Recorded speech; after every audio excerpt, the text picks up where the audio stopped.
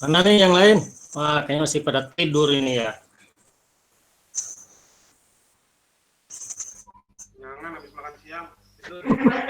Ini nggak tahu juga tadi, kirain nggak ada kuliah. Tuh kan tadi bilangnya nggak ada siang. Saya lihat ada. Itu sore kumpul tugas.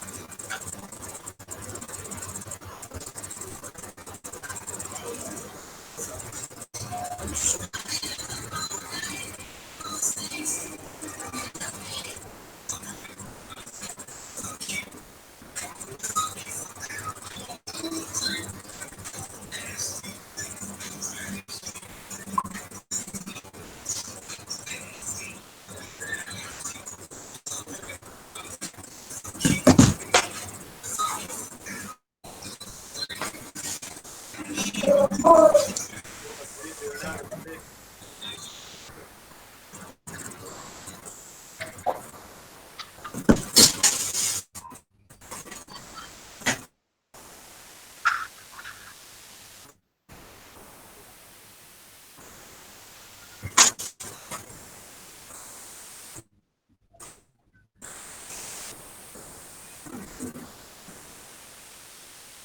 Kita mulai aja ya. Nggak apa-apa lah, 20. Udah jam 1 lewat. Karena ini Pak, kita waktunya nggak banyak, cuma 2 SKS ya. Baik, Assalamualaikum warahmatullahi wabarakatuh.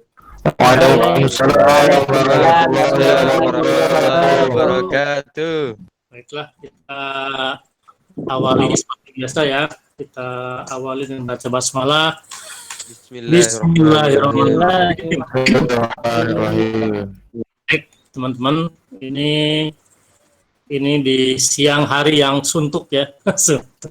Dan nggak Suntuk dan ngantuk. ngantuk ya, nggak apa-apa lah. Sekali-kali ya. Oke, saya tampilkan dulu.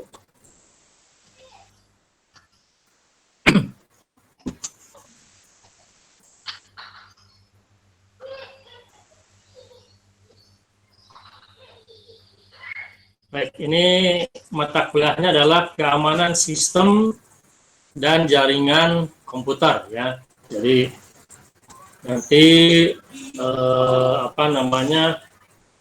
tujuannya adalah bagaimana caranya mengamankan sistem di sini dalam hal ini adalah server ya. Jadi bagaimana caranya mengamankan server dan jaringan komputer yang kita punya ya, dari tentunya dari serangan dari luar. Baik, ini tidak terlalu banyak SKS-nya, hanya 2 saja ya. Jadi ini apa istilahnya, pendukung aja ya dari kompetensi Linux dan jaringan. Kemudian jadwalnya Kamis jam 1 sampai setengah 3 ya. Kemudian kalau ada tugas nanti pengerjaannya di setengah 3 sampai jam setengah 5 kalau sesuai jadwal yang ditulis oleh RIK ya. Baik, jadi nanti di kuliah keamanan sistem dan jaringan komputer ini Ya, nanti akan dipelajari pertama adalah dasar-dasar keamanan sistem dan jaringan. Ya, jadi keamanan sistem jaringan tentunya erat kaitannya dengan keamanan sistem informasi sebetulnya. Jadi informasi itu hal yang sangat penting, ya, yang harus dijaga dari pihak-pihak yang tidak berwenang. Ya. Oke, kemudian yang berikutnya nanti kita akan mempelajari bagaimana cara melakukan enkripsi dan dekripsi data. Nanti di situ ada kriptografi ya. Ada kriptografi, ada steganografi. Kemudian berikutnya kita akan mempelajari cara mengamankan server Linux ya. Jadi secara umum, misalnya bagaimana agar grafnya nanti tidak sembarang orang bisa masuk ke graf kita ya. Jadi nanti bisa di password misalnya gitu ya. Lalu selanjutnya ada firewall ya. Baik firewall untuk server sendiri maupun untuk mengamankan jaringan komputer secara keseluruhan ya. Lalu berikutnya ada proxy, ada VPN, nanti proxy-nya pakai Squid, VPN-nya pakai OpenVPN. Nah, ini proxy, VPN, IDPS itu erat kaitannya dengan jaringan komputer ya. Itu. Jadi udah mulai ke mengamankan jaringan komputer ya. Jadi di sistemnya sendiri ada kalau untuk data ya, enkripsi, dekripsi itu erat dengan keamanan data. Keamanan servernya ada di konfigurasi server Linux. Nanti ada AppMore juga ya. Pakai AppMore, ada firewall. Nah, firewall ini bisa server, bisa jaringan ya. Yang khusus jaringannya ada di proxy, VPN, dan IDPS ya. IDPS itu Intrusion Detection and Prevention System ya. Sistem pendeteksi dan pencegah intrusi. Terus itu gangguan ya. Gitu. Oke, jadi ini kira-kira ya gambarannya pertemuannya adalah seperti ini. Mudah-mudahan dapat sesuai ya dengan yang kita rencanakan. Jadi pertemuan pertama hari ini pengantar aja ya. Kemudian pertemuan kedua tentang steganografi, pertemuan ketiganya kriptografi ya, 2 pertemuan ya. Karena ini kemungkinan pertemuan pertama itu tentang teorinya, pertemuan keduanya tentang praktikumnya ya. Lalu pertemuan kelima keamanan server Linux ya. Lalu keenamnya membahas masalah AppArmor ya. Kalau di CentOS itu Shell Linux ya, kira-kira seperti itu. Lalu ada firewall. Nanti membahas tentang IP table ya, firewallnya menggunakan IP table. Nanti pertemuan ke-8 UTS, lalu pertemuan ke-9 firewall dengan UFD. Nah, UFD ini firewall yang spesifik di Ubuntu ya. Kalau di CentOS biasanya pakai firewall D namanya. Ya. Kemudian ke-10 dan 11-nya tentang proxy. Pertemuan ke-12-13 tentang VPN dan 14-15-nya tentang IDPS ya. Oke, ini tuh yang nanti kita perlukan. Kita tetap menggunakan Ubuntu server ya. Ubuntu server sebisa mungkin Ubuntu servernya menggunakan virtual aja ya, biar enggak membuat efek ke Ubuntu desktopnya ya. Kemudian nanti untuk steganografinya kita gunakan SegHide. Untuk enkripsinya menggunakan OpenSSL dan GNU-PG ya. Lalu ada AppArmor ya. Kemudian ada IP table dan UFB. Untuk proxy kita gunakan Squid. Lalu VPN-nya menggunakan OpenVPN. Dan untuk IDPS-nya menggunakan file to ban dan snot ya, file to ban untuk standalone ya, sedangkan untuk jaringannya pakai snot nanti ya, kira-kira begitu ya. Untuk referensi modulnya sebenarnya belum jadi ya. Belum jadi. Kemudian mudah-mudahan ya sedapatnya ya nanti insya Allah. Lalu ada keamanan sistem informasi berbasis internet, ini karangannya Budi Raharjo. Ya, jadi Pak Budi Raharjo ini orang ITB, terkenal sebagai pakar jaringan ya. Jaringan. Kemudian ada manajemen keamanan informasi dan internet. Ini karangannya Profesor Ricardus Eko Indrajit. Ya, dulu ini ketua Aptikom kalau nggak salah ya. Kemudian berikutnya Hardening Linux ya, karangan James Turnbull, tapi ini agak lama ya, 2005. Lalu ada Maximum Linux Security. Nanti ini saya sertakan di Pijar ya, filenya ya. Oke, untuk komponen penilaian sama ya. 15% untuk afektif, 20% untuk tugas dan presentasi. Kalau ada presentasi mungkin kayaknya sih ada satu kali ya. Tapi satu kali berarti harus ngambil satu pertemuan tuh ya. Waduh, bisa 2 pertemuan malah. Makanya agak-agak saya untuk presentasi agak beratnya di situ ya, karena perlu waktu banyak. Kecuali bisa di luar jam kuliah tuh ya. Tuh, ini agak repotnya untuk presentasi ini. Lalu untuk UTS 30% dan UASnya 35%.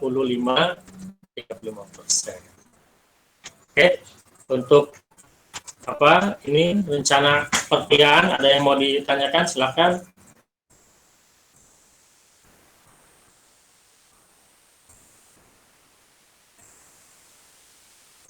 Ya, Tidak ada sebenarnya Pak. Sudah ada. Tidak ada, insya Allah Pak. Tidak ada mungkin Pak. Belum ada Pak. kayaknya pada ngantuk nih, nggak apa-apa lah ya.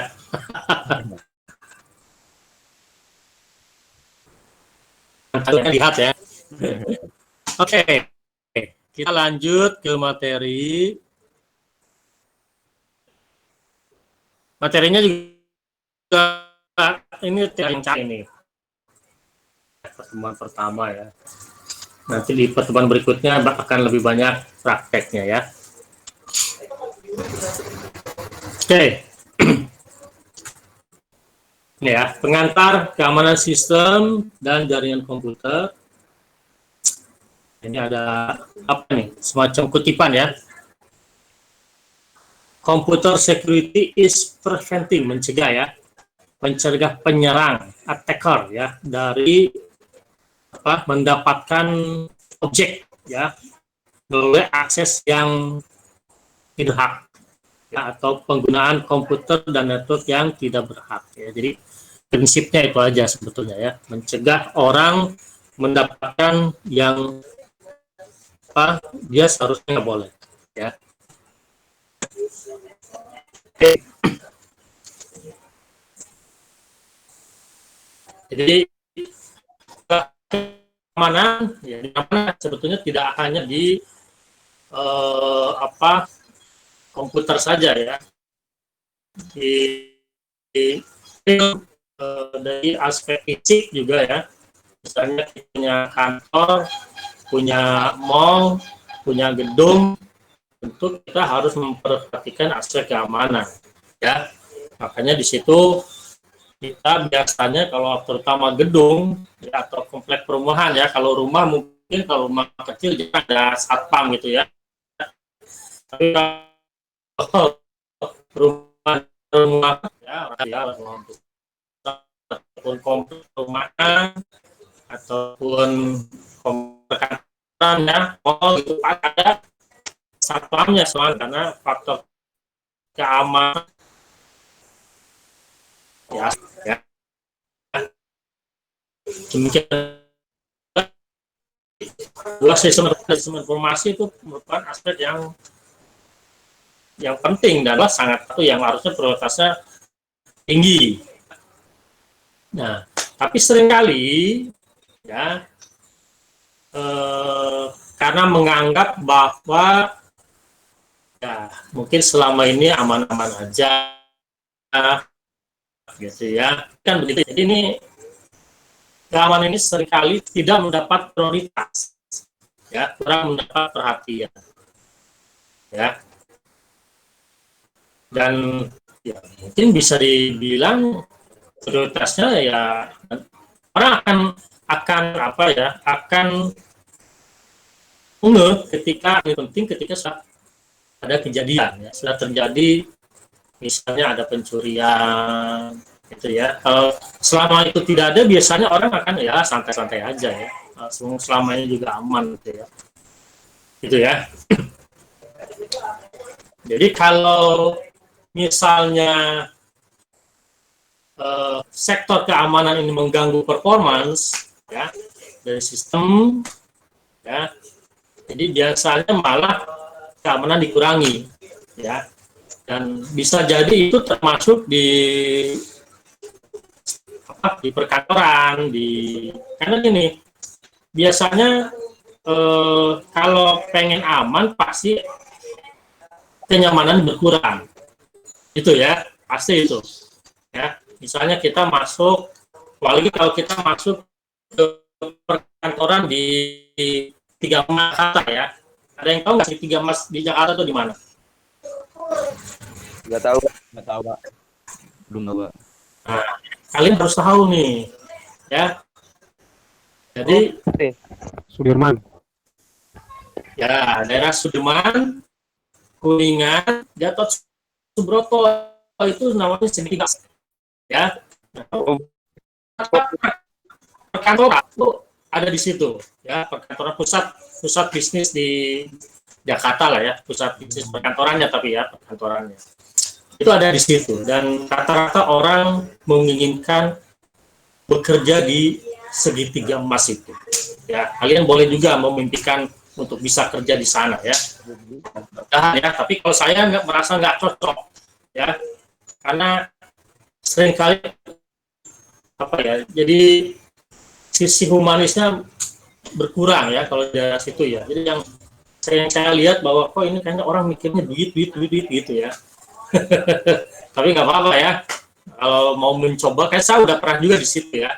Waktu awal kerja, saya udah cerita ya, awal kerja kan di UI, terus pindah ke daerah Gatot Subroto tuh pernah ya, gitu. Jadi udah pernah lah ya, jadi udah pernah merasakan pagi-pagi baru macet-macet hanya untuk ke kantor, bisa jadi 2 jam di jalan baru nyampe kantor ya. Jadi silakan kalian kalau mau memimpikan untuk bekerja di sana ya, karena memang rata-rata perkantoran yang elit itu adanya daerah sana ya. Nah, jadi kembali ya, saya pernah ke perkantoran daerah sana ya.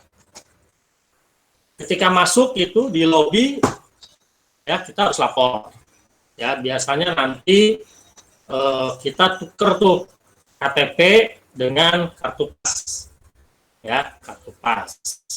Nah, ketika mau masuk lift itu nanti kita ditukar lagi tuh, ya, kartu pas kita tuker. Nanti kita ditukar dengan kartu yang misalnya kita mau ke lantai 10. Nah, jadi kita nanti mau masuk lift itu ya menggunakan kartu itu, dan hanya bisa turun atau berhenti lift di lantai 10, tidak bisa di lantai yang lain. Nah itu ya, belum nanti masuk ke kantornya. Masuk kantornya harus pakai kartu lagi atau lapor satpam lagi. Nah, berapa lapis tuh? Udah 3 lapis. Ya, kurang nyaman ya, kalau di saya kurang nyaman. Ya, makanya lebih enak sebetulnya kantornya di aja gitu ya. Mau 24 jam, mau sampai nginep-nginep bebas. Kalau di perkantoran yang ada di segitiga emas gitu nggak bisa ya, nggak bisa sampai nginep-nginep, itu mungkin harus lapor segala macam, repot ya. Jadi sekali lagi bahwa faktor keamanan itu akan berbanding terbalik dengan faktor kenyamanan ya. Kalau ingin semakin aman, maka pasti kenyamanannya akan makin berkurang ya. Mungkin pernah ada yang tahu waktu ada bom bom Kuningan ya. Nah, waktu ada bom Kuningan itu setelahnya, wah itu kalau mau masuk ke gedung-gedung perkantoran itu ribet banget ya. badan diperiksa, tas diperiksa, segala macam ya, karena demi keamanan. Jadi kenyamanannya pasti akan berkurang ya. Nah, demikian pula di dalam sistem informasi ya. Jadi kalau kita ingin mengakses suatu informasi agar aman, jadi yang berhak mengakses itu orang yang sesuai, pasti tidak akan terlalu nyaman ya, nggak akan bisa langsung mengakses begitu aja, tapi harus pertama biasanya memasukkan username, nanti berikutnya password ya. Kalau kalian udah ada yang punya ini nggak rekening bank, buku tabungan? Ada, Pak. Ada. Ada. Ada yang pakai mobile banking nggak? Saya pakai, Pak. Nah, biasanya kan ya pertama masukkan apa? Kalau kita mau akses rekening bank kita pakai mobile banking. Saya kebetulan pakai CIMB nih ya. CIMB itu pertama masukkan username. Nah, nanti kita akan dikasih namanya OTP ya, one time password tuh. Ya kan? Nah, itu. Kalau yang punya saya itu 4 angka ya, 4 angka. Kalau 4 angka aja saya sudah susah ngapalinnya. Jadi kalau lebih dari situ mungkin agak merepotkan juga ya. Artinya kan tidak terlalu nyaman juga ya. Meskipun memang itu harus kita lakukan demi keamanan ya, agar ya kalau nggak aman orang nggak akan mau nyimpen uang di bank ya kan. Nah, jadi ya kita tahu bahwa meskipun sudah sedemikian rupa ya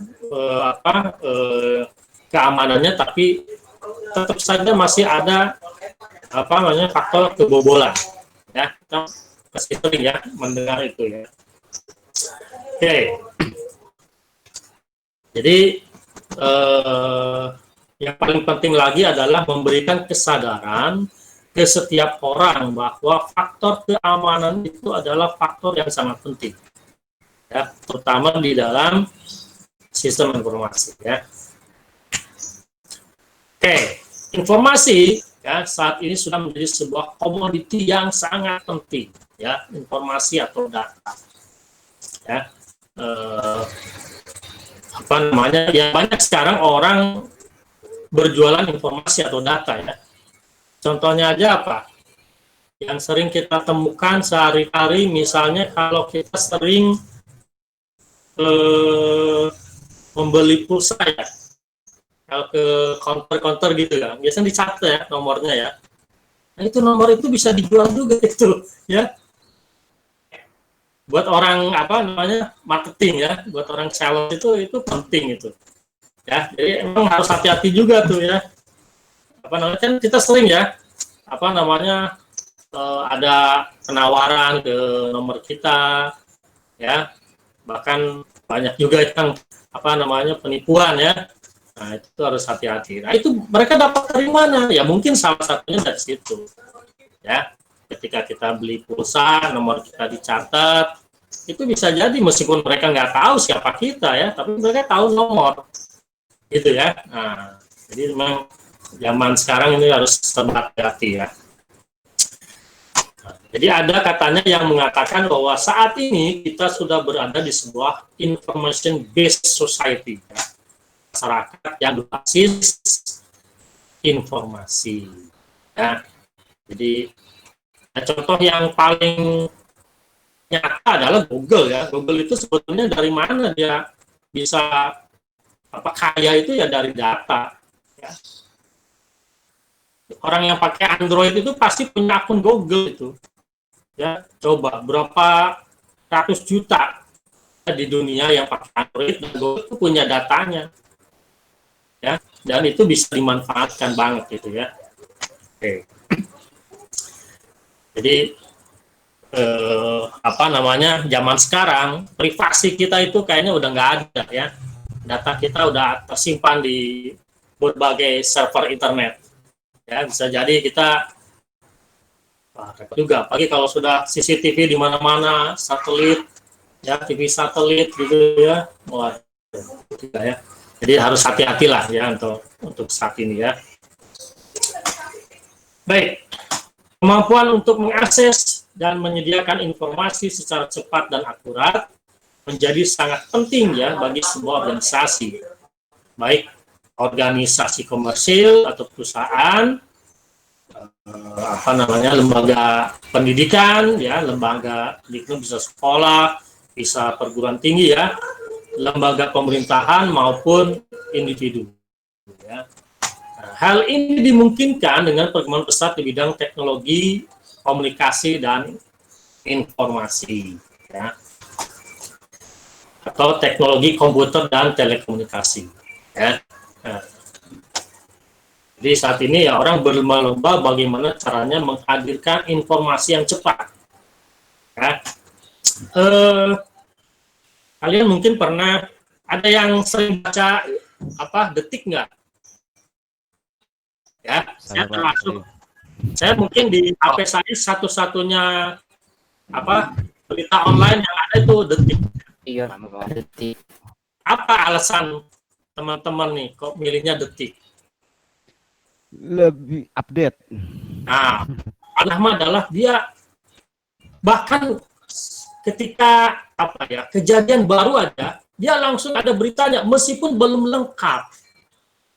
Ya, jadi mungkin judul pertama adalah terjadi kecelakaan bot mungkin isinya baru sedikit, tapi dia udah menginformasikan dengan sangat cepat. Mungkin dari kejadian itu nggak sampai hitungan menit, itu langsung sudah muncul beritanya di Detik. Ya, terutama untuk berita-berita yang ya mungkin bisa viral atau heboh ya. Nah, itu Detik itu paling cepat gitu. Baru berikutnya nanti dia update lagi.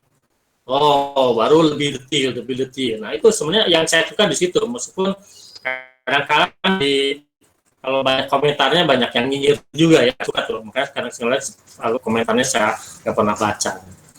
Ya, tapi itulah ya kelebihan dari Detik itu adalah bahwa dia mampu menyajikan informasi yang sangat cepat. Ya, makanya dia unggul di antara berita-berita online yang lain ya. Kalau kayak Kompas, Republika itu nggak terlalu update itu. Ya, jadi dia masih sebatas memindahkan media cetaknya ke media internet. Ya, tapi untuk hal kecepatan, Detik itu paling bagus ya. Makanya saya sampai saat ini masih yang saya ini kan ya Detik lah ya. Itu. Oke. Ya, jadi sekali lagi ya, jadi untuk kemampuan mengakses dan menyediakan informasi secara cepat dan akurat, itu menjadi salah satu ukuran yang penting ya saat ini. Baik, ini kembali ke sejarah dulu masalah. Ya. Jadi zaman dulu jumlah komputer kan masih terbatas, ya, dan bisa jadi belum digunakan untuk menyimpan hal-hal yang sifatnya sensitif. Ya, data-data keuangan ini mungkin di awal-awal adanya komputer ya. Belum disimpan, itu masih berupa cetak ya, medianya masih media cetak. Gitu. Nah, penggunaan komputer untuk menyimpan informasi yang sifatnya classified, yang sensitif lah ya, itu baru dilakukan sekitar tahun 50-an. Ya. Nah, sangat pentingnya nilai sebuah informasi menyebabkan seringkali informasi yang diinginkan hanya boleh diakses oleh orang-orang tertentu. Ya betul lah ya, nggak mungkin semua informasi bisa diakses oleh publik. Ya. Terutama informasi yang sifatnya rahasia, ya, informasi tentang rahasia perusahaan gitu ya, atau mungkin data-data karyawan, data-data keuangan, ya itu nggak boleh sembarang orang bisa akses ya kan. Nah, jadi harus difilter ya. Jatuhnya informasi ke tangan pihak lain, misalnya pihak lawan bisnis, dapat menimbulkan kerugian bagi pemilik informasi ya.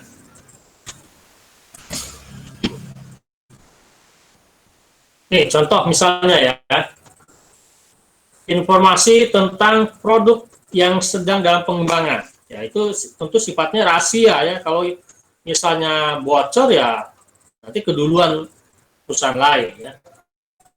Kemudian algoritma dan teknik yang digunakan untuk melakukan proses tersebut. Nah, itu juga tidak boleh bocor, ya. Jadi keamanan dari sistem informasi yang digunakan harus terjamin dalam batas yang dapat diterima. Ya.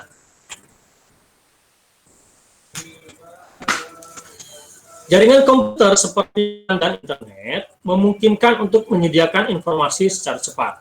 Ya. Inilah salah satu alasan perusahaan atau organisasi mulai berbondong-bondong membuat LAN untuk sistem informasinya dan menghubungkannya ke internet. Ya, gitu. Terhubungnya LAN atau komputer ke internet membuka potensi adanya lubang keamanan atau security hole yang tadinya bisa ditutupi dengan mekanisme keamanan secara ya. Sesuai dengan informasi akan berbanding terbalik dengan tingkat keamanan sistem informasi itu sendiri. Semakin tinggi tingkat keamanan, semakin sulit proses akses informasi. Ya. Jadi, ya, kalau aman, ya, seperti juga fisik kita sendiri, caranya adalah apa? Ya, kalau komputer ya jangan harus standalone, jangan terhubung apalagi ke internet, ya. Itu kalau pengen aman. Tapi di zaman sekarang mana ada komputer yang tidak terhubung ke jaringan, ya. Udah nggak ada zaman sekarang, ya. Demikian pula kita nih. Kalau pengen aman ya kita jangan keluar rumah, diam aja di rumah itu aman, ya.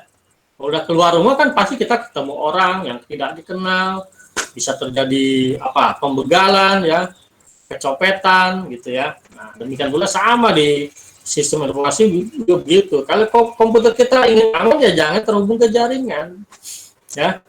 Jangan juga dipakai oleh banyak orang, pakai aja buat sendiri. Tapi kan zaman sekarang nggak ada yang seperti itu, ya. Zamannya udah nggak begitu, ya. Oke. Arti keamanan sistem informasi menurut SNI, ya, itu ada ISO-nya.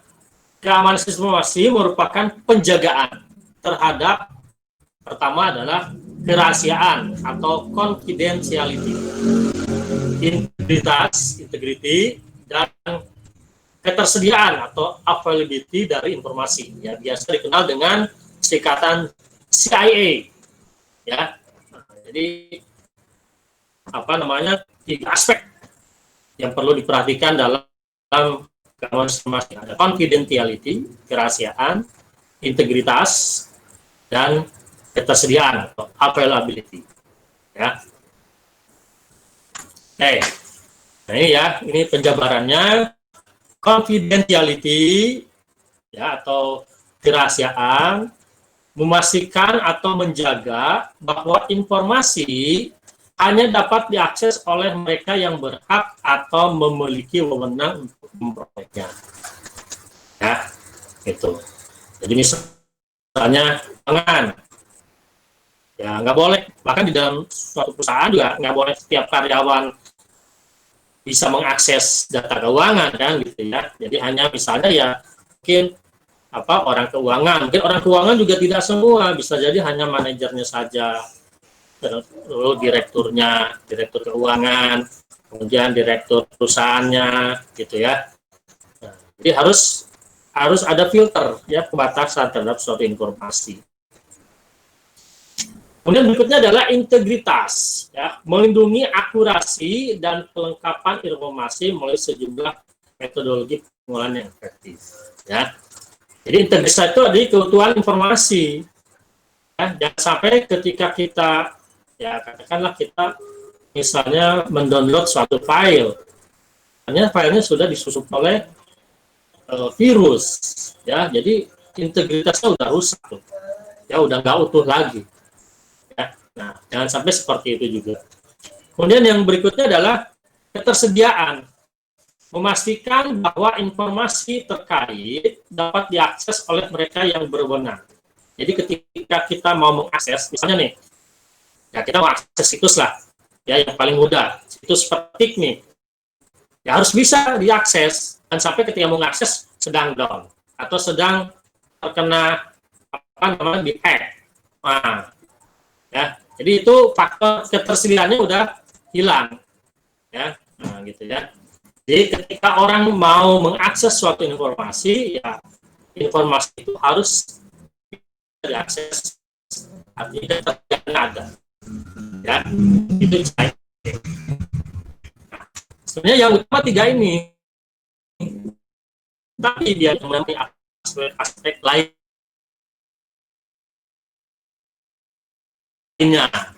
otentik, ya, otentik itu artinya asli, ya. Jadi bahwa informasi yang kita dapatkan itu betul-betul asli, belum kena tadi, kena apa istilahnya, ya, sudah disusupi lah ya. Jadi file yang kita dapatkan itu betul-betul asli seperti yang disediakan oleh si penyedia informasi. Si file kalau kita download dari situs jelas ya, biasanya itu udah terusnya. Ya, nah yang seperti itu ya. Jadi harus file yang kita dapatkan, yang orang pengen dapatkan itu betul-betul ya, asli. Kemudian kontrol akses, ya, akses kontrol ya, cara pengaturan akses kepada informasi itu juga ya. Dan yang terakhir di sini mungkin kalau di apa di yang lain bisa jadi ada yang lebih dari ini berapa 6 ya, jadi ada yang lebih 6 ya. Terakhir dan reputation, jadi memastikan agar seorang tidak dapat menyangkal melakukan aksi.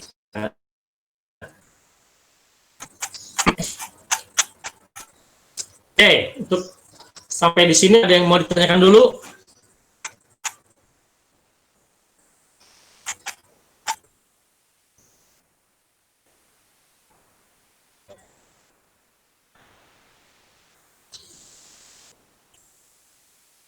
Ya. Nanti ini detailnya bisa dilihat di apa bukunya Pak Budi Raharjo ya. Ini saya ambil dari Pak Budi Raharjo.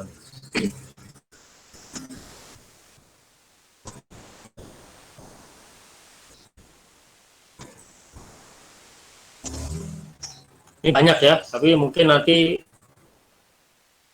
ya kalian bisa pilih-pilih aja lah. Ya. Tuh, ini saya ambil dari mana-mana soalnya nih. Ya, banyak kan dari Pak Budi ya.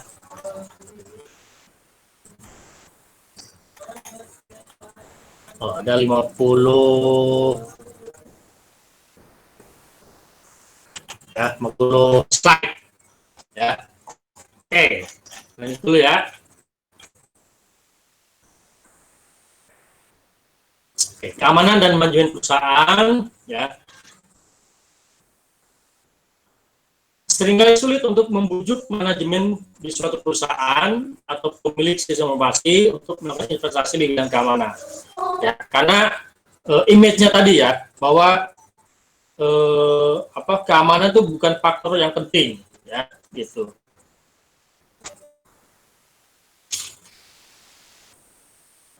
Di tahun 97, majalah Information Week melakukan survei terhadap 1.271 sistem atau network manager yang Amerika Serikat. Ya. Hanya 22% yang menganggap bahwa keamanan sistem informasi sebagai komponen yang sangat penting. Ya. Mereka lebih mementingkan reducing cost, mengurangi biaya, dan meningkatkan kompetitif. Ya. Meskipun perbaikan sistem informasi setelah dirusak justru dapat dengan biaya yang lebih banyak. Jadi ketika ya, yang paling mudah mungkin websitenya hack. Nah, itu kan perlu waktu juga dan tenaga. Ya, Padahal kalau sebelumnya faktor keamanannya diperhatikan, mungkin ya, nggak akan keluar biaya tambahan, misalnya gitu ya. Oke, ini ada buat juga kutipan dari Pak Budi Raharjo nih. Ya, keamanan itu tidak dapat muncul demikian saja. Dia harus direncanakan. Jika kita membangun sebuah rumah, ya ini dianalogikan ya, dengan membangun sebuah rumah. Jadi ketika kita membangun sebuah rumah, maka ya kita harus merencanakan bahwa pintu rumah kita harus dilengkapi dengan kunci. Ya. Jika kita lupa ya memasukkan kunci pintu pada budget perencanaan rumah, maka kita akan dikagetkan bahwa ternyata harus keluar dana yang banyak untuk menjaga keamanan. Ya. Jadi tadi misalnya kalau pintunya nggak ada kuncinya, gimana caranya biar tetap aman? Berarti kita harus menyewa satpam. Dan ternyata menyewa satpam bisa jadi biayanya lebih besar dibanding kalau kita membuat kunci pintu. Nah, kira-kira ini analoginya begitu. Ya. Jadi ketika kita membangun suatu sistem informasi, ya kita dari awal harus rencanakan ini bagaimana sistem keamanannya. Jangan sampai nanti ya ketika sudah kejadian bahwa informasinya bocor kemana-mana, ternyata biaya untuk memperbaiki sistem informasi itu menjadi lebih besar. Gitu ya, kira-kira begitu. Meskipun sering terlihat sebagai besaran yang tidak dapat langsung diukur dengan uang, termasuk sebetulnya investasi teknologi komputer, teknologi informasi. Jadi teknologi informasi dan sistem informasi itu termasuk yang intangible, agak sulit diukur dengan uang, ya, gitu ya. Jadi kebanyakan perusahaan masih membandingkan dengan seperti itu. Dengan hal ini kalau misalnya untuk katakanlah gini ya, dulu di awal-awal ya, yang paling gencar membuat ATM itu setahu saya BCA dulu ya, di awal-awal adanya teknologi informasi. Padahal kalau kita lihat, kalau kita hitung ya, biaya untuk membuat ATM itu bisa jadi besar banget ya, agak sulit mengukur dengan ini untungnya berapa. Kalau kita misalnya, kita tahu kalau BCA itu dulu ada pepatah, tiap tikungan ada tuh ATM BCA ya, kan begitu ya. Nah, BCA itu paling gencar dulu membuat ATM, padahal kita tahu satu ATM mungkin memerlukan biaya yang tidak sedikit ya, tapi mereka berani, dan ternyata mereka menjadi bisa dikatakan bank nomor 1 ya, minimal untuk swasta ya di Indonesia. Bisa jadi juga bisa mengalahkan yang bank-bank pemerintah tuh ya. Nah, mereka berani tuh menginvestasikan untuk dari sisi infrastruktur teknologi informasinya ya. Memang ini intangible, artinya tidak bisa langsung diukur dengan uang ya, IT dan juga keamanan ya, keamanan informasi. Tapi sebetulnya katanya keamanan sebuah sistem informasi sebetulnya dapat diukur dengan besaran yang dapat diukur dengan uang ya. Jadi banyak orang akhirnya membuat cara agar keamanan sistem informasi bisa diukur dengan uang. Gimana caranya gitu ya. Jadi kalau sudah bisa diukur dengan uang ya, dengan ukuran yang terlihat, diharapkan bahwa si pihak manajemen itu dapat mengerti pentingnya investasi di bidang keamanan ya. Karena kebanyakan pimpinan perusahaan rata-rata baru ngeh pentingnya keamanan ketika sudah terjadi katakanlah pencurian sistem informasi ya. Nah, ini contoh nih ya, contohnya makanya membandingkannya begini. Hitung kerugian apabila sistem informasi Anda tidak bekerja selama 1 jam, selama 1 hari, 1 minggu, 1 bulan. Sebagai perbandingan, nah ini ya, kita bisa bayangkan jika server Amazon, ya, termasuk AWS-nya itu ya, nah, AWS-nya punya Amazon juga, dan banyak sekali perusahaan yang basisnya sistem informasi itu di hostingnya di Amazon, di AWS. Ya, kita bisa bayangkan kalau misalnya Amazon itu down, nggak bisa diakses, ya, katakanlah 1 jam aja, ya. Nah itu, wah, itu bisa dibayangkan berapa kerugiannya. Atau bahkan kemarin ya, yang paling hangat kemarin, apa yang ada? Google ya.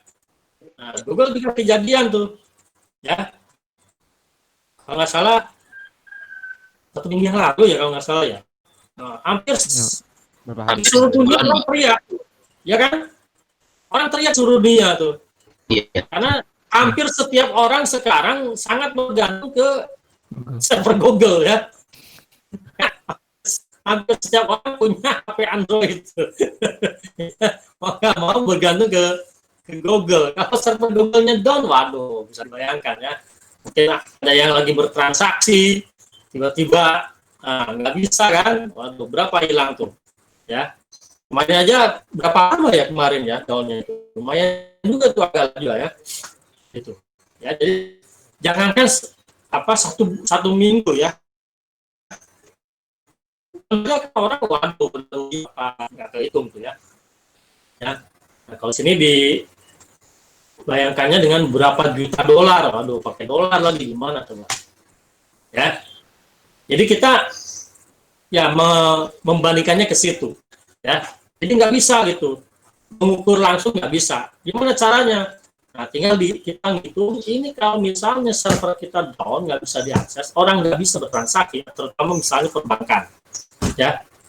Berapa kerugian yang kita dapatkan? Nah, sehingga kita bisa ngitungnya, membandingkannya ke situ, ya. Kemudian hitung kerugian apabila ada kesalahan informasi pada sistem informasi kita, ya. Misalnya ada website mengumumkan harga sebuah barang, nah ini contoh ya. Ya, salah. Kalau kalian ada yang punya toko di Tokopedia, ya, itu jangan sampai salah nempelin harga itu ya, fatal itu, nanti kita rugi. Ya, misalnya website harga standar repot ya.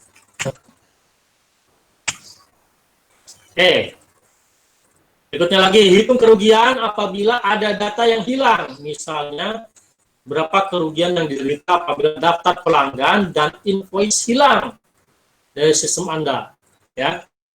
Nah, itu. Jadi kita membandingkannya dengan hal-hal yang seperti ini, ya.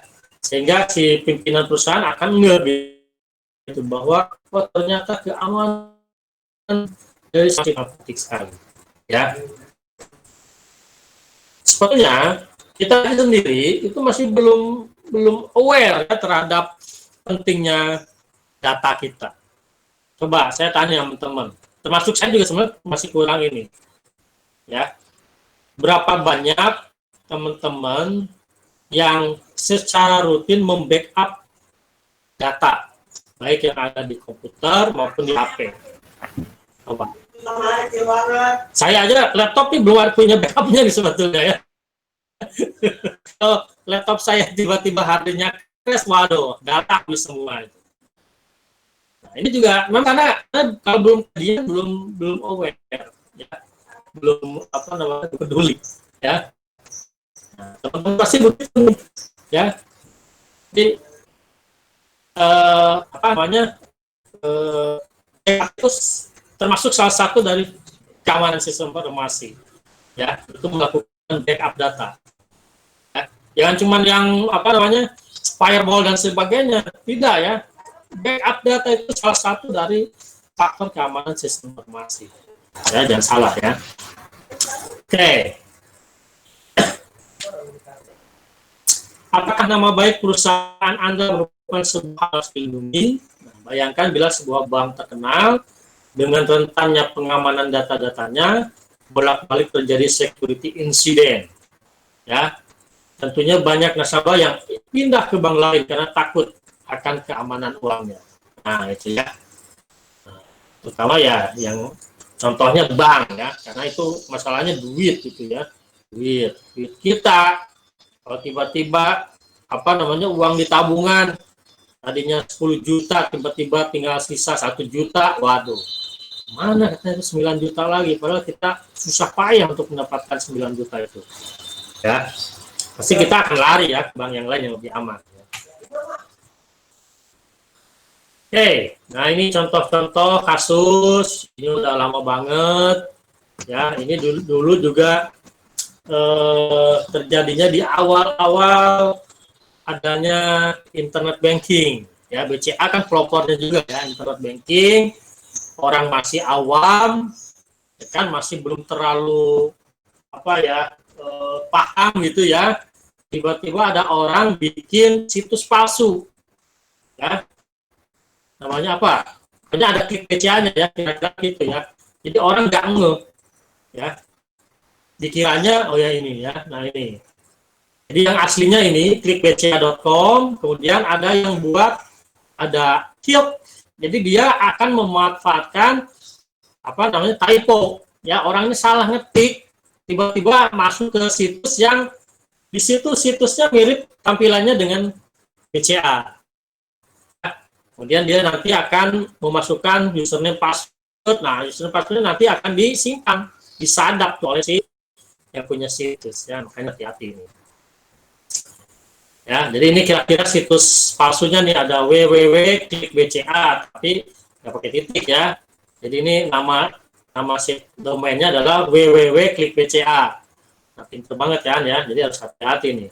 Ada juga yang klik BCA, ada klik, nah ya, BCA, ada klik tapi pakai kliknya gini ya, ada C-nya nih, ada klik BAC, ya.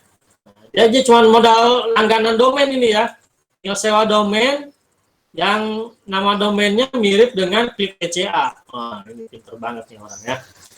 Nih, tapi dulu ya, mungkin sekarang udah banyak yang jadi mereka akan hati-hati. Kemudian jadi serangan terhadap dua bandara ya di Jepang. Ya, bayangkan kalau sistem informasi bandara diserang, ya bisa mengacaukan penerbangan nanti ya. Bisa jadi nanti misalnya ada pesawat yang harusnya belum boleh mendarat disuruh mendarat atau lumayan ya. Oke, ini kasus yang lainnya ya, hacker post S bertindak sebagai teman di FB kemudian mencuri passwordnya. Nah, ini harus ya.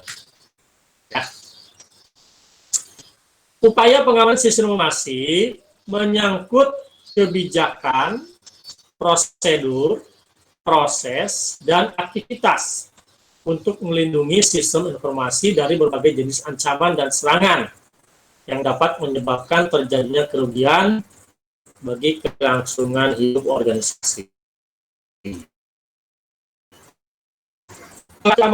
Dapat dilihat dari sisi pengelolaan resikonya, risk management. Ya. Kemudian ada 3 komponen yang pada risk atau risiko ya, yaitu aset, vulnerability, dan threat. Aset, contoh aset apa? Menurut Saudara Jo,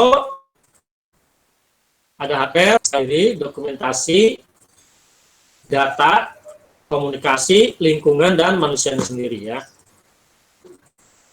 Brandware-nya ya. Kerentanan atau quality, kalau ada kesalahan yang dapat menyebabkan terungkapnya atau tereksploitasinya informasi. Dan bisa diakibatkan oleh bugs dan flaws. Ya. Bugs itu ketidakamanan dalam pembuatan pengembangan kode program.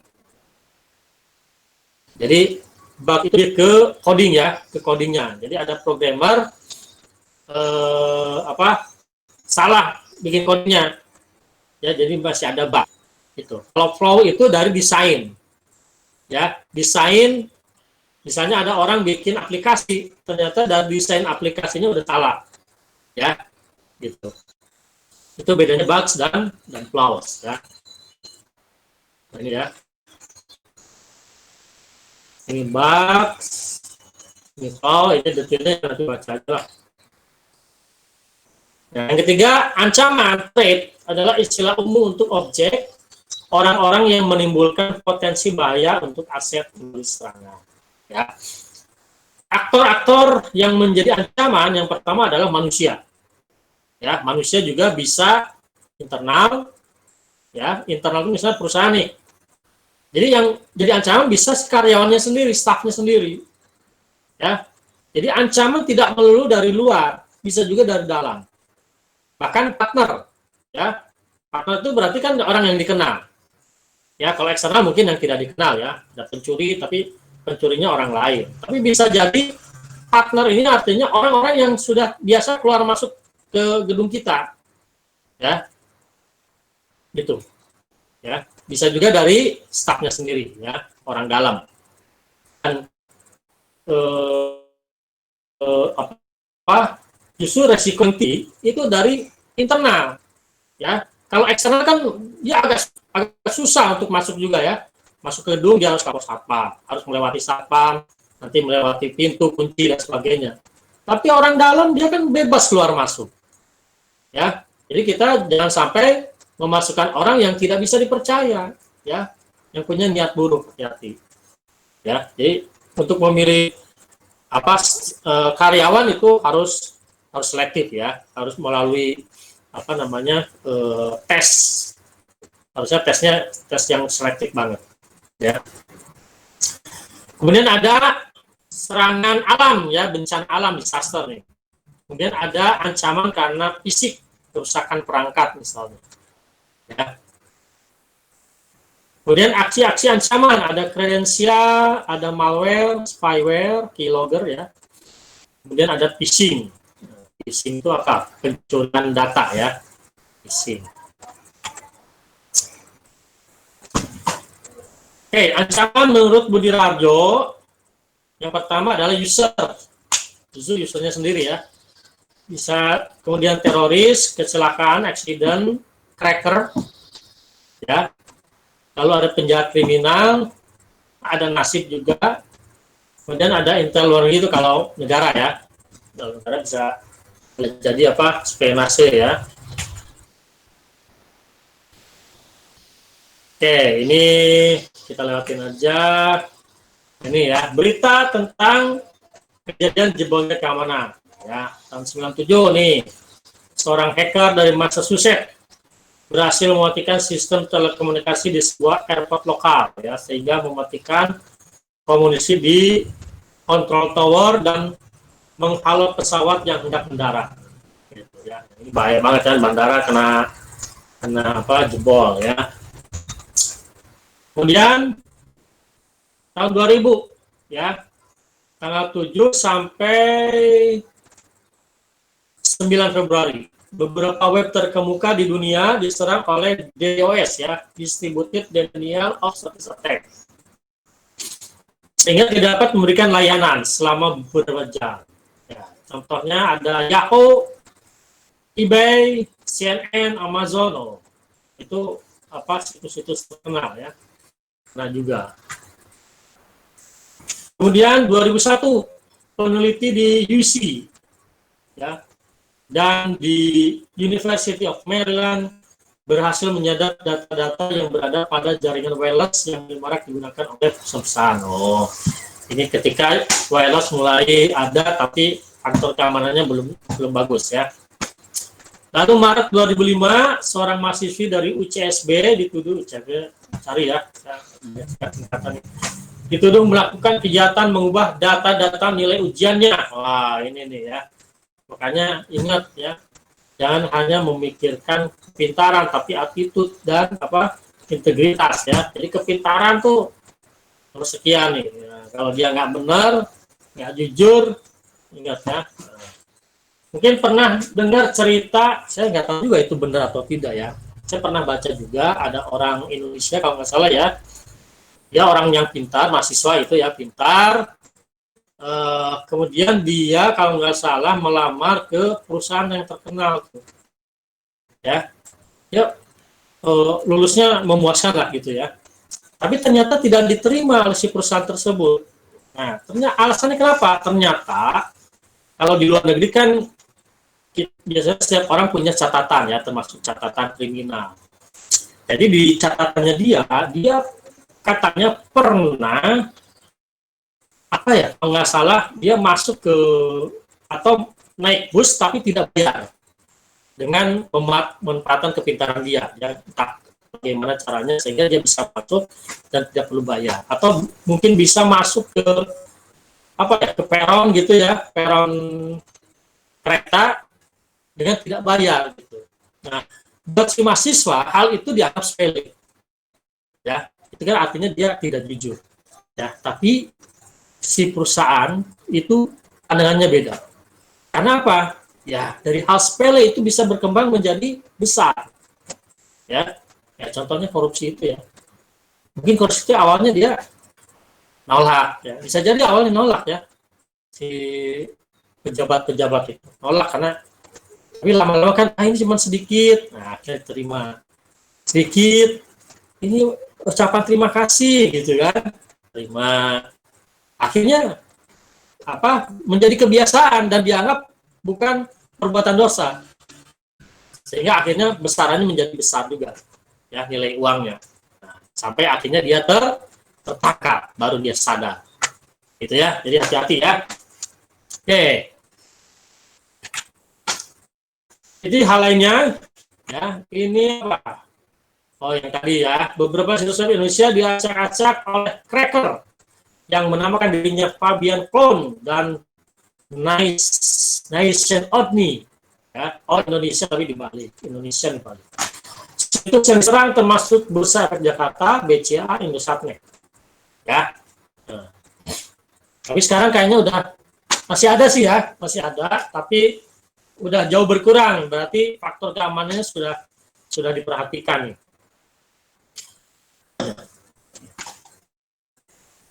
Yang lainnya, seorang cracker Indonesia yang dikenal dengan nama Aceh tertangkap di Singapura ketika mencoba menjebol sebuah perusahaan di Singapura. Lalu tahun 2000 setelah berhasil membobol Bank Lipo, kembali Fabian berhasil menjebol web milik Bank Bali. Waduh, ini parah ya. Nah ini ya 2001, ini yang klik BCA ya, klik BCA nih.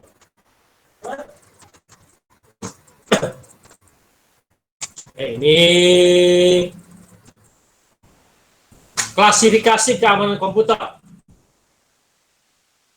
Ya, kejahatan komputer kan kepada yang sangat berbahaya sampai ke yang hanya membuat kesal atau annoying. Ya, menurut David Aiko, berdasarkan lubang keamanan, keamanan dapat diklasifikasikan atau dikelompokkan menjadi 4. Keamanan fisik, ya. Lalu keamanan yang berhubungan dengan orang, personel, ya.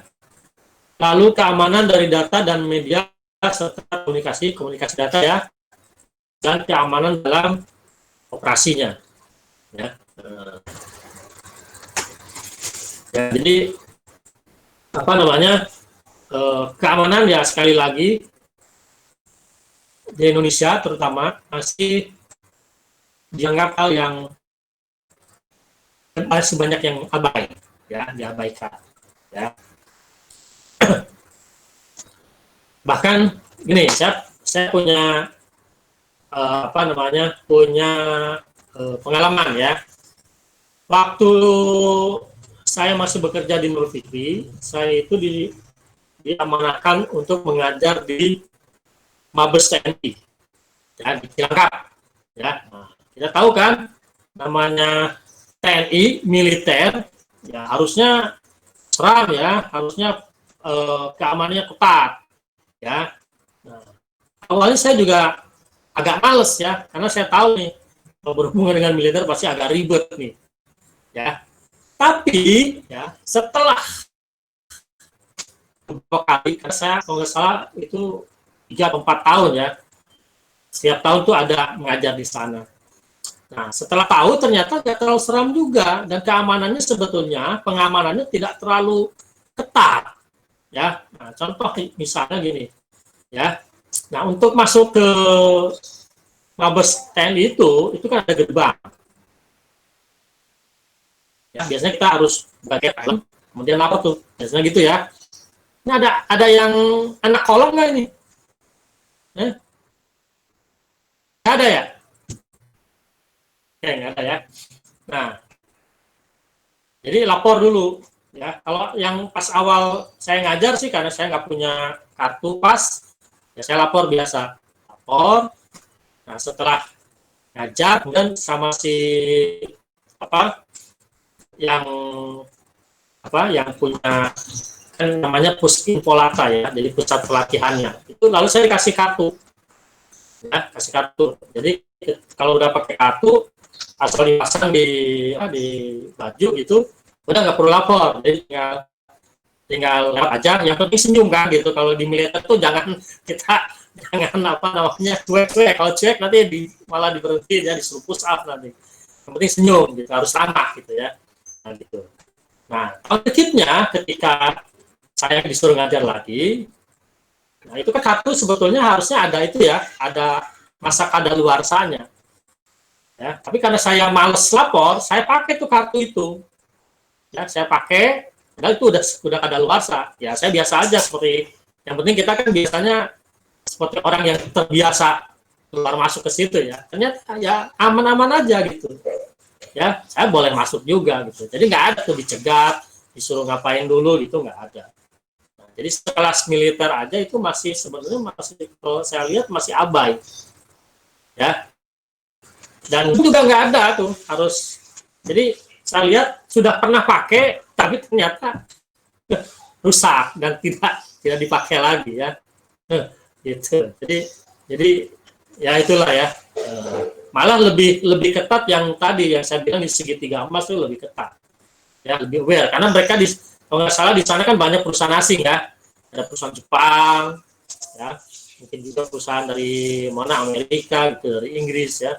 Gitu. Malah lebih ketat ya, nggak bisa benar-benar nggak bisa apa kita bisa begitu aja masuk, nggak bisa ya. Oke, itu pengaman aja ya. Oke, serangan terhadap keamanan ya, security attack ya, itu dapat dilihat dari sudut peranan komputer atau jaringan komputer yang fungsinya adalah sebagai penyedia informasi. Nah, menurut Saling ya, ada beberapa kemungkinan serangan.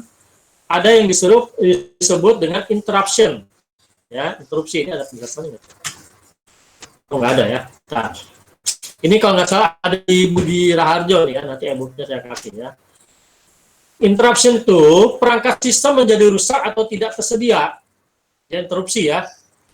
Serangan ditujukan kepada ketersediaan, jadi availability-nya yang diserang, ya. Jadi sehingga ketika orang mau akses ternyata down misalnya, berarti kan tidak tersedia ya apa akses ke informasinya. Contoh serangannya adalah tadi di DOS atau DDoS ya, denial of service attack namanya ya. Oke, kemudian yang kedua adalah interception ya, pihak yang tidak berwenang berhasil mengakses aset atau informasi ya. Contohnya adalah penyadapan. Ya, penyadapan itu salah satu contoh interception. Ya. Kemudian ada modification, ya. Pihak yang tidak berwenang tidak saja berhasil dapat juga mengubah asetnya, ya, isinya diubah-ubah, acak-acak ya. Contoh paling gampang yaitu ya, nge-hack website kemudian isinya diubah sama dia. Nah, itu modifikasi ya. Lalu yang terakhir adalah fabrication, ya. Pihak yang tidak berwenang menyisipkan objek palsu ke dalam sistem, ya. Contohnya apa? Memasukkan pesan palsu seperti email palsu ke dalam jaringan komputer. Nah, ini ya, contoh-contoh serangan.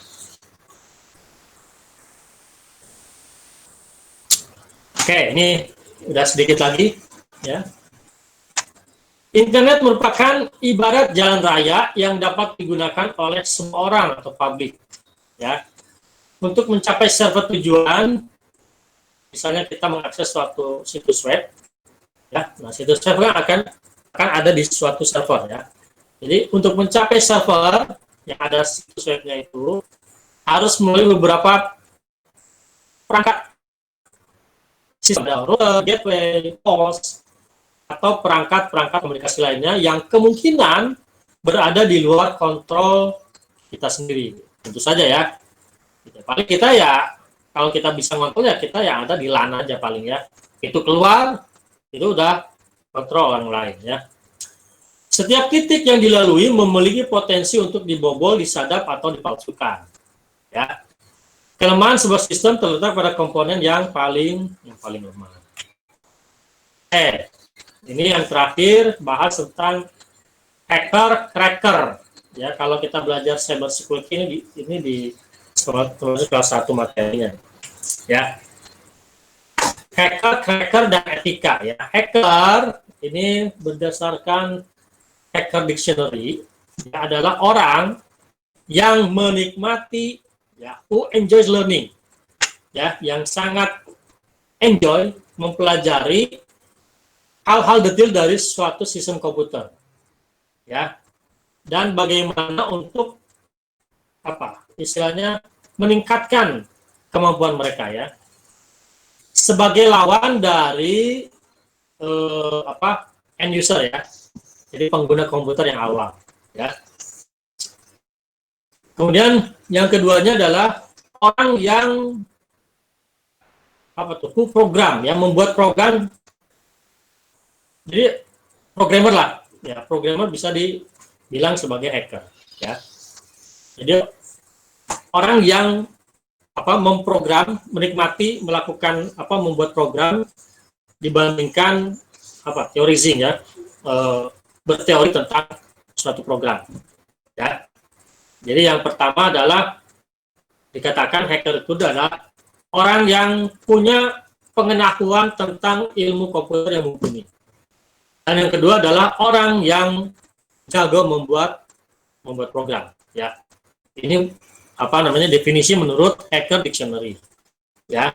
Jadi sebetulnya kalau dari definisi ini, ya, hacker itu sifatnya netral, tidak ada konotasi negatifnya, ya. Nah, tidak ada konotasi negatif. Jadi siapapun orang yang jago di dalam bidang komputer itu sebetulnya boleh disebut dengan hacker.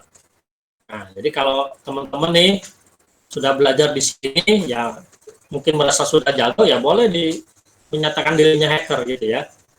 Ya. Jadi punya kemampuan lebih dibanding pengguna biasa. Nah, itu bisa disebut dengan hacker. Ya. Sementara itu menurut Concise Oxfordnya kurang D ya, Oxford English Dictionary, ya, hacker adalah person who or thing that hack or cuts wrongly. Ya, orang atau benda yang itu atau orang yang menggunakan komputer untuk hobi, ya, terkhusus untuk mencapai atau memperoleh data ya secara tidak berhak, gitu ya. Nah, ini udah ada image negatifnya di sini ya, di kamus yang Oxford, ya. Jadi istilah hacker sendiri masih belum baku, ya. Jadi kita jangan terpaku dengan istilah ya. Kadang-kadang itu untuk menuju suatu benda itu istilahnya bisa beda-beda, ya. Kadang ada istilah yang dibuat oleh akademisi, ada juga istilah yang dibuat oleh istilahnya publik ya, gitu. Kadang-kadang di di dunia IT itu juga istilahnya udah macam-macam tuh, banyak istilah yang bisa jadi merujuk benda yang sama tapi istilahnya berbeda, ya. Jadi kita jangan terlalu terpaku ya, jangan sampai berantem gara-gara istilah gitu ya istilahnya. Istilah hacker sendiri masih belum baku karena bagi sebagian orang hacker mempunyai konotasi positif Nah, seperti yang didefinisikan oleh Hacker Dictionary, sedangkan bagi sebagian lain memiliki konotasi negatif, termasuk yang didefinisikan oleh si Oxford. Ya, bagi kelompok yang pertama, biasa disebut dengan old school, ya, untuk pelaku yang jahatnya biasanya disebut dengan hacker. Nah, jadi kalau orang pintar komputer, ya, tapi tujuannya untuk tujuan baik disebut hacker, tapi ya, tujuannya jelek, jahat, disebutnya cracker. Tapi batas antara hacker dan cracker sangat tipis. Batasan ini ditentukan oleh etika, moral, dan integritas dari pelaku sendiri. Nah, jadi makanya kenapa di petik ini, ya, kalian tidak hanya belajar materi IT-nya saja, tapi belajar kepesantrenan. Ya, jadi harapkan kalian setelah lulus tidak hanya jago IT-nya, tapi juga punya apa?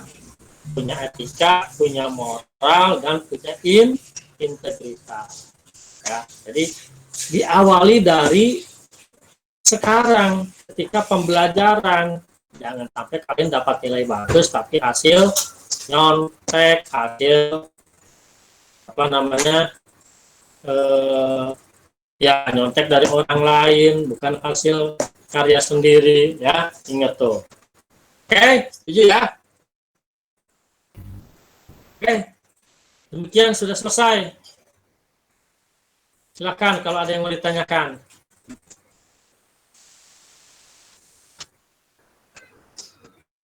Udah tidur nih? Waduh, repot nih siang. Ada. Pak, mas aja, kita aja. Hari Kamis, Pak. Oh, iya, iya. Banget. Ya, oke, silakan ada yang tanyakan. Ya. Nah, nanti kalian nih kalau kalian istilahnya lebih tertarik ke masalah security, ya nanti bisa fokus di cyber security boleh. Nanti cyber security itu ada sertifikasinya, tapi memang mahal. Ya, bisa belasan juta tuh. Ya. Dulu kalau waktu di NF ada namanya Pak Henry Sabtono nih. Nah, itu termasuk ahli di bidang cyber security dan sudah punya sertifikasinya juga, ya sudah dibiayai ya untuk melakukan sertifikasi. Ya, kalau saya belum nyampe ke situ ya. Oke, silakan. Ya, jadi di IT ini istilahnya bidang yang sangat luas, ya. Ya bisa saja kalian nggak tertarik, mungkin bisa jadi saya jaringannya nggak tertarik, ya. Mungkin bisa jadi di desain grafisnya, ya kan luas ya. Mungkin di keamanan sistemnya, keamanan jaringannya, gitu. Ya, ada yang di infrastrukturnya, di sistem Linux-nya.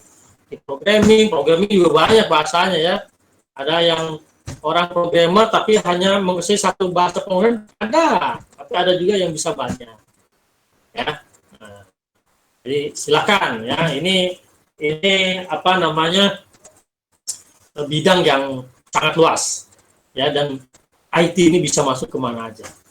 Ya. Tidak ada bidang lain yang tidak dimasuki oleh IT. Ya,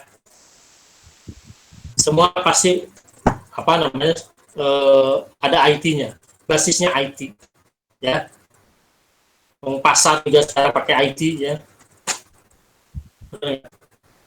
Mungkin belum ya, kalau pasar-pasar di kita belum ya. Tapi kalau di luar negeri udah IT-nya udah ada. Ya, contoh Indomaret ya. Nah, itu. Kalau pasar tradisional mungkin belum ya. Nah, itu mungkin tantangan tuh, gimana tuh pasar-pasar tradisional itu biar nggak kumuh lagi, ya kan? Nah, lalu ditambahkan juga teknologi informasinya. Nah, oke, silakan teman-teman. Kalau nggak ada, ya kita sudahi aja, kita lanjutkan tidurnya, betul nggak?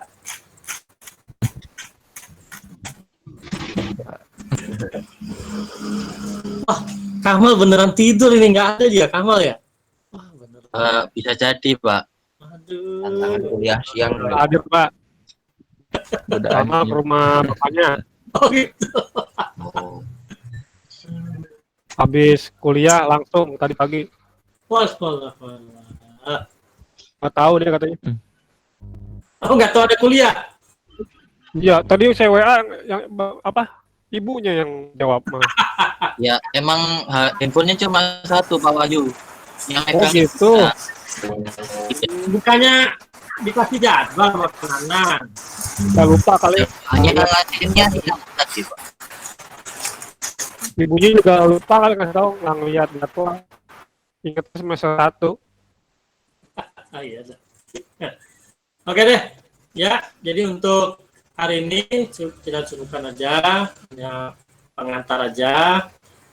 Nanti di pertemuan berikutnya sudah bahas tentang, kalian boleh baca-baca dulu tentang steganografi ya. Cara menyembunyikan pesan di dalam sebuah gambar atau media lain. Ya, oke, kita cukupkan, kita baca hamdalah. Alhamdulillahirrahmanirrahim. Assalamualaikum warahmatullahi wabarakatuh.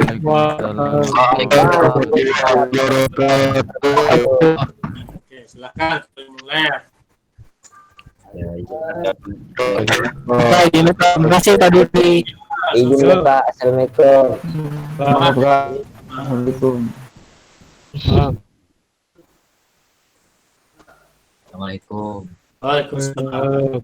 Assalamualaikum. Waalaikumsalam.